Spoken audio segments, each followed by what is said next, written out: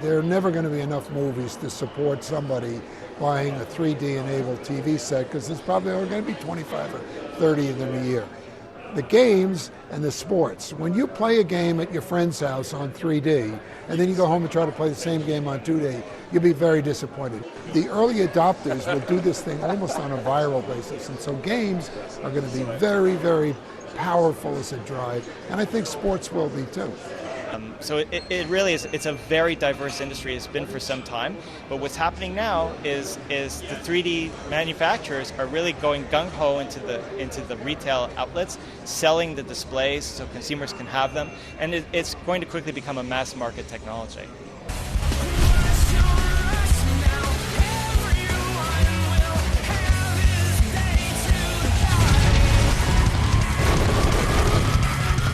We're cutting the new Resident Evil movie on 3D. We're the first movie to cut in 3D.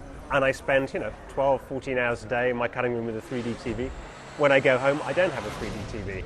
And I got to say, I miss it. I go home, I just built a very expensive home theater in my house. So it's a big, plush home theater. I go home, I watch movies in my expensive home theater, and I go, huh? Why isn't it in 3D? What is this?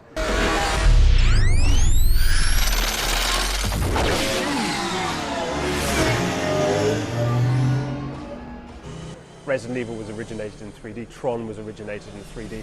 So I think the audience very soon, outside of Avatar, will see some real quality 3D images. One of the reasons why the live action images are so far superior to a dimensionalized movie is they were shot in real 3D.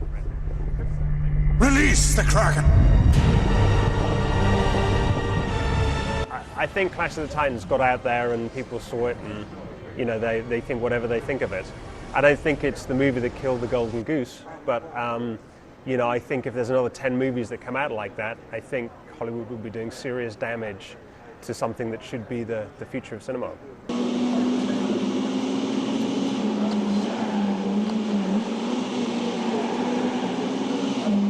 Gran Turismo has always been known for pushing the limits of its hardware, and the features of the PlayStation 3 make our Sony products look good.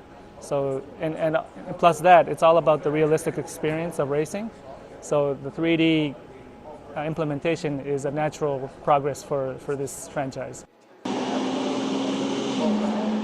Any game that kind of represents the real life experience, sports games, racing games, I think those games, in my opinion, benefits huge from the 3D. In the case of Sony, they're bundling some games with the televisions, so you'll have a variety of games to play with as soon as you buy your Sony Bravia 3D HD TV.